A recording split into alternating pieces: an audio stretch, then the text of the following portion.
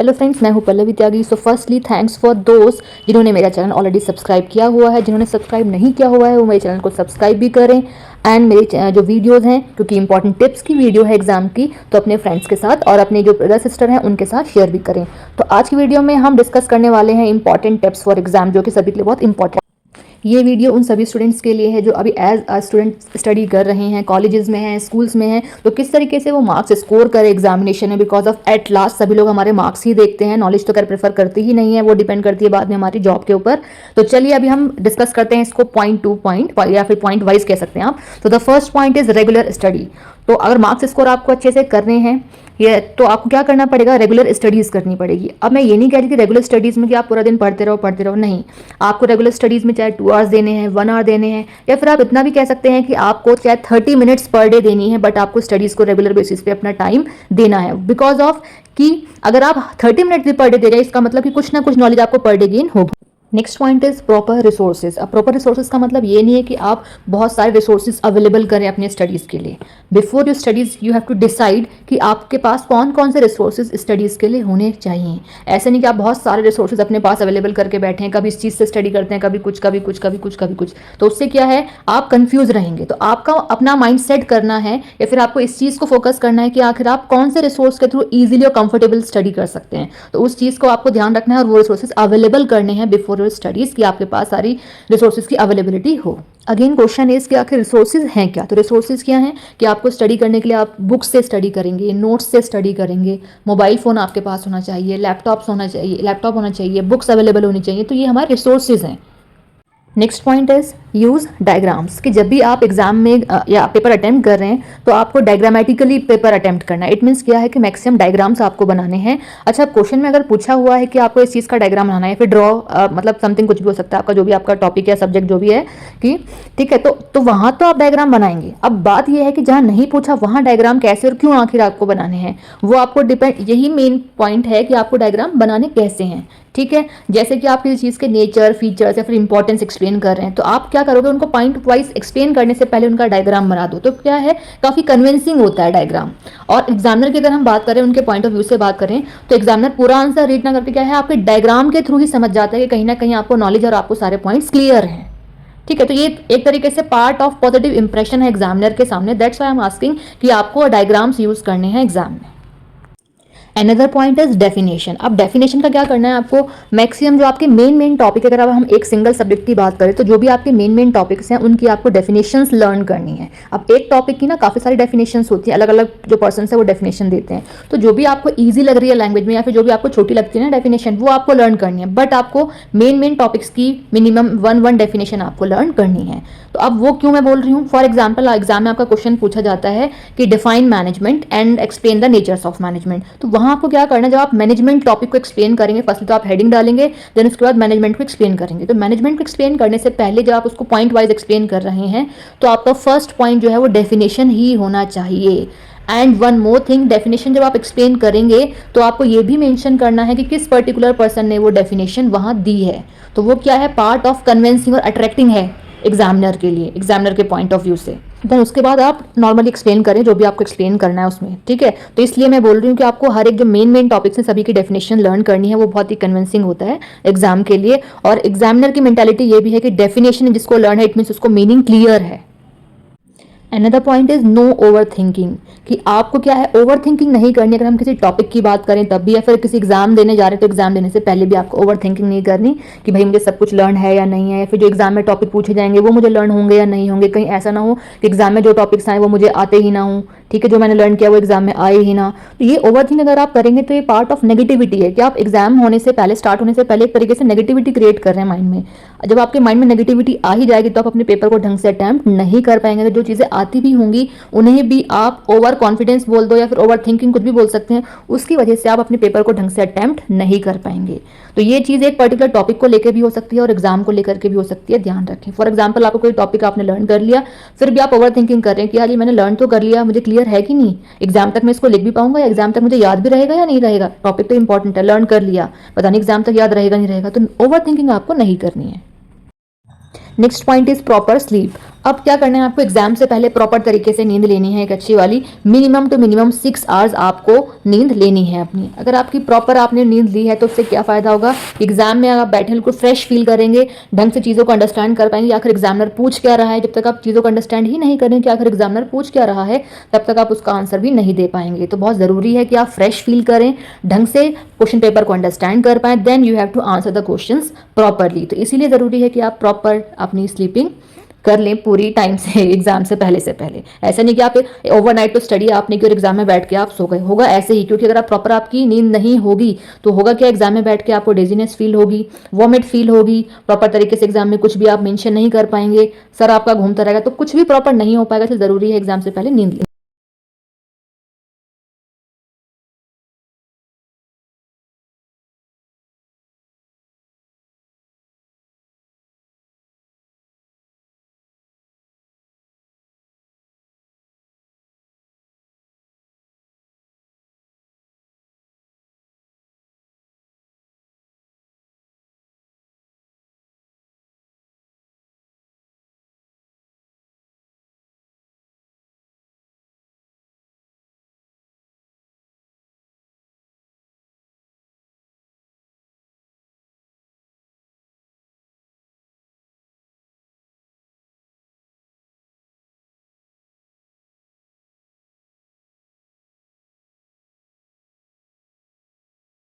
Next point is before exam plan the pages of every question. It means क्या है कि exam से पहले आपको ये पता हो कि जो आपकी आंसर शीट है वो कितने पेजेस की आएगी। And second thing is that कि अगर आपको ये क्लियर है कि आपकी कितने पेजेस की कॉपी आएगी, तो आप उसके अकॉर्डिंग क्या है अपनी आंसर शीट में जो क्वेश्चन है उसके अकॉर्डिंग आप रिप्रेजेंट या फिर प्रेजेंट कर सकते हैं। कहने का मतलब ये है, ये सीबीएसई बोर्ड वालों के लिए नहीं है, बिकॉज ऑफ कि वहाँ point two point question put up किए जाते हैं स्कूल की अगर हम बात करें।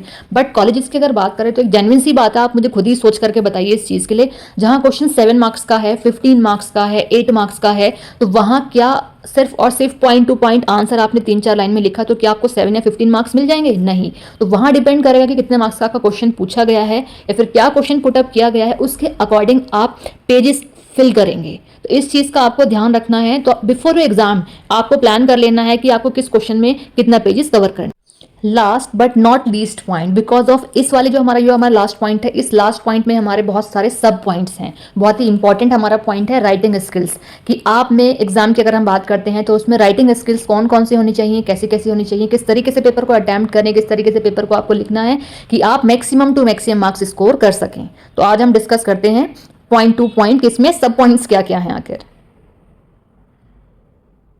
राइटिंग स्किल का फर्स्ट सब पॉइंट है योर राइटिंग, कि आपको अपनी राइटिंग पर ध्यान देना है कि आप एग्जाम में किस तरीके से लिख रहे हैं, आपकी राइटिंग कैसी है।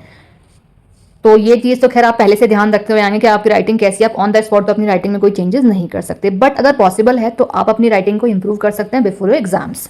चलिए नेक्स्ट पॉइंट है हमारा राइट करेक्ट आंसर नंबर, कि जब भी आप आंसर स्टार्ट करें तो आंसर का जब आप नंबर मेंशन करें तो आप अपने अकॉर्डिंग अपनी सिक्वेंसिंग से नहीं करना है। जो क्वेश्चन नंबर या फिर जो आंसर नंबर हमारा क्वेश्चन पेपर में मेंशन है कि अगर आप आंसर 2 अटेम्प्ट कर रहे हैं, ठीक है, और क्वेश्चन पेपर में उसका क्या है नंबर 2 लिखा है, तो आपको आंसर को रिप्रेजेंट करते हुए उन्हें लिखते हुए अटेम्प्ट करते हुए आंसर नंबर 2 मेंशन करना। ऐसा नहीं कि अगर आप उस क्वेश्चन को फर्स्ट अटेम्प्ट कर रहे हैं तो आंसर नंबर 1 डालेंगे, ये मिस्टेक आपको नहीं करनी। बिकॉज ऑफ एग्जामिनर कभी भी अपने आप से सर्च आउट नहीं करेगा कि आपने आंसर मिस्टेक किया है या गलत किया है या कुछ क्रॉस हो गया, नहीं भाई, वो तो देखेगा आंसर नंबर 1 है, गलत किया, इसने आंसर दूसरा अटेम्प्ट कर दिया, ठीक है, तो वहां को कोई मार्क्स नहीं मिलने वाले, ना आप वहां प्रेजेंट हैं कि आप इस चीज को बता सकें कि आपने क्या लिखा है, कैसे लिखा है, या फिर ये मिस्टेक हुई है। तो ध्यान रखें, एग्जामिनर को बहुत ही क्लियरली अपनी आंसर शीट में चीज़ों को रिप्रेजेंट करें, जिससे एग्जामिनर को कोई प्रॉब्लम ना फेस करनी पड़े आपकी शीट को चेक करते हुए, उसका दिमाग ना खराब हो, ठीक है। Next is don't write questions. कुछ स्टूडेंट्स क्या करते हैं, जब अटेम्प्ट करते हैं वो आंसर को सबसे पहले क्वेश्चन नंबर डाला और पूरा क्वेश्चन लिखेंगे उसको ब्लैक पेन से, देन उसका आंसर अटेम्प्ट करेंगे, फिर आंसर लिखेंगे। आप मुझे एक बात बताओ, बहुत जेन्युइन सी बात है, क्या एग्जाम में क्वेश्चन लिखने के आपको मार्क्स दिए जाते हैं? बिल्कुल भी नहीं। अगर आप 50 बार भी लिख दोगे तो भी आपको हाफ मार्क्स भी नहीं मिलेगा इस चीज का, ठीक है। तो इसीलिए आप कभी भी क्वेश्चन ना लिखें, ध्यान रखें कि आप डायरेक्ट आंसर अटेम्प्ट करें। Next point is answer start with heading, कि जब भी आप किसी भी आंसर को स्टार्ट करें तो ये नहीं कि आपने आंसर मेंशन किया कि आंसर नंबर 8 और उसके बाद डायरेक्ट एक पैराग्राफ में आंसर लिखना शुरू कर दिया, नहीं। जब भी आपको आंसर अटेम्प्ट करना है तो पहली बात तो उसकी नंबरिंग डालनी है। सेकंड थिंग इज दैट कि आपको सबसे पहले हेडिंग, फॉर एग्जांपल आपसे क्वेश्चन पूछा गया what is planning and explain the types of planning, तो सबसे पहले आप क्या करेंगे, हेडिंग डालेंगे प्लानिंग की। देन उसके बाद आप प्लानिंग को डिफाइन करेंगे, ठीक है। देन उसके बाद क्या करेंगे, टाइप्स ऑफ प्लानिंग, हेडिंग डाली आपने types of planning, then types of planning को डिफाइन करेंगे। तो ध्यान रखें, जब भी आप किसी भी चीज को एक्सप्लेन कर रहे हैं आंसर में, उससे पहले आप with the help of heading represent करें कि आखिर क्या आप आगे बताने वाले हैं आंसर में, ठीक है। ये चीज एक पॉजिटिव पॉइंट है एग्जामिनर के लिए। यहाँ पे आपको एग्जामिनर को हीरो मान के चलना है, उसे ही कन्विंस करना है आपको यहाँ पे, ठीक है। वो क्यों कि अगर आप एग्जामिनर को ये चीज रिप्रेजेंट कर पा रहे हैं कि भाई हाँ अब ये वाली हेडिंग है, अब इसे एक्सप्लेन करेंगे, तो एग्जामिनर को आंसर ढूंढने में या सर्च करने में कोई प्रॉब्लम नहीं होगी। वो अपने आप थोड़ा सर्च करेगा कि आपने इस आंसर में ये चीज लिखी है नहीं लिखी।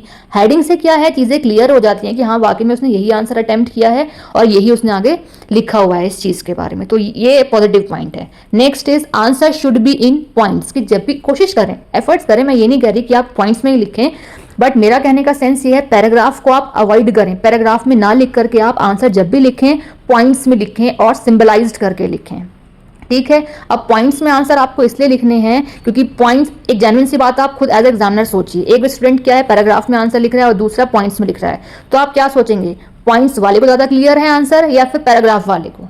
जेन्युइन सी बात है पॉइंट्स वाले को, क्योंकि पॉइंट्स में लिख ही वो सकता है जिससे ज्यादा क्लियर है टॉपिक, ठीक है। तो ये है प्रॉफिट आपका पॉइंट में लिखने का, ठीक। दूसरी चीज आपकी शीट भी जल्दी कवर हो जाती है, और एक तरीके से शीट को तो चलो छोड़ दीजिए आप उसको, लेकिन कहीं ना कहीं आप चीज़ों को ढंग से एक्सप्लेन कर पाते हैं, पॉइंट्स में ढंग से रिप्रेजेंट कर पाते हैं। तो ये है आपका मोटिव कि आप पॉइंट्स में आप आंसर लिखें।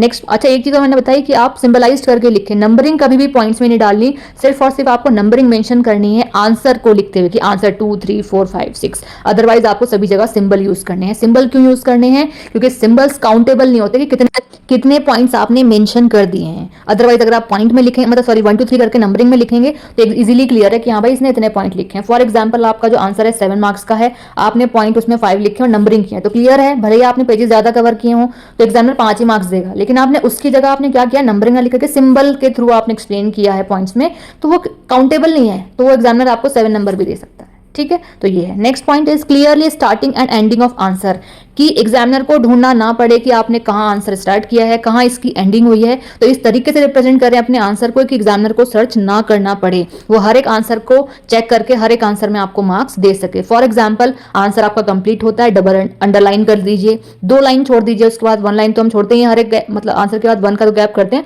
बट आप 2 लाइनिंग का गैप, इससे क्लियर हो जाए कि answer over. Next point is use only black and blue pen, कि जब भी आप एग्जाम अटेम्प्ट करें, या कॉलेज स्टूडेंट्स या फिर स्कूल स्टूडेंट्स सभी के लिए है कि आपको सिर्फ और सिर्फ ब्लैक एंड ब्लू ये 2 ही पेन यूज करने हैं। बिकॉज ऑफ कुछ स्टूडेंट्स क्या करते हैं, रेड और ग्रीन पेन भी यूज करते हैं। तो रेड जो पेन होता है वो हमारे टीचर्स का होता है, और अगर बात करते हैं ग्रीन पेन का, तो ग्रीन पेन हमारे प्रिंसिपल या फिर डायरेक्टर्स का होता है। तो ध्यान रखें, रेड और ग्रीन पेन तो बिल्कुल भी यूज ना करें, आपको सिर्फ और सिर्फ ब्लैक और ब्लू पेन ही एग्जाम में यूज करना है। नेक्स्ट अगर हम बात करें, पॉइंट है हमारा यूज हाईलाइटर, मार्केट लिखा है, मार्कर है, एंड स्केच पेन्स, ठीक है। आप अपने आंसर को अट्रैक्टिव बनाने के लिए, कन्विंसिंग बनाने के लिए, या फिर हाईलाइट करने के लिए आपको हाईलाइटर यूज करना है, मार्कर यूज करना है, और स्केच पेन भी यूज कर सकते हैं। एंड अगेन सेम थिंग, ये स्केच पेन में भी आपको रेड और ग्रीन ये दोनों यूज नहीं करने हैं। कोशिश करें कि आप ब्लैक स्केच पेन का यूज करें, बहुत ही फॉर्मल सा उसका लुक होता है, तो आप उसको यूज कर सकते हैं। That's it and thank you so much for watching my videos and my channel।